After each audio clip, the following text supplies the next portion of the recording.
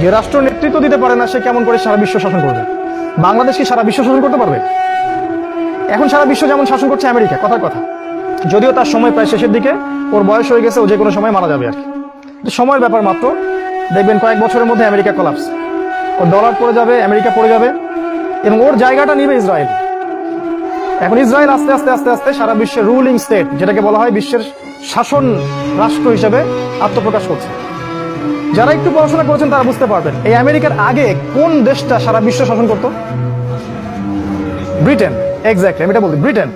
দেখেন, ব্রিটেন কিন্তু সারা বিশ্ব শাসন করেছে প্রায় শত শত বছর, এবং তখন ব্রিটেনের ধার কাছে কেউ আসতে পারেনি। বিশ্বের প্রত্যেকটা দেশ, প্রত্যেকটা নেভাল পোর্টাল বলেন, পলিটিক্স বলেন, ইকোনমি বলেন, সব কিছু ওরা কন্ট্রোল করেছে, এবং আমাদের এদিকেও তারা 200 বছর শাসন করেছে। হঠাৎ করে দেখবেন ব্রিটেন আস্তে আস্তে আস্তে আস্তে পৃথিবী থেকে গায়েব, মানে ওর যে রুলিং স্টেটের ক্ষমতা ওটা আস্তে আস্তে চলে গেল। ওই জায়গাটা স্থানান্তরিত হলো আমেরিকা। এখন আস্তে আস্তে আমেরিকাও চলে যাচ্ছে, এবং ওই জায়গায় আসছে নতুন একটা রাষ্ট্র, তার নাম ইসরায়েল। তাহলে আমাদের হিসাব মিলে যাচ্ছে যে ইসরায়েলের ইহুদিরাই দাজ্জালকে অনুসরণ করবে, তাহলে ইহুদিদেরকে ওইখানে আসতে হবে, এই হিসাব শেষ।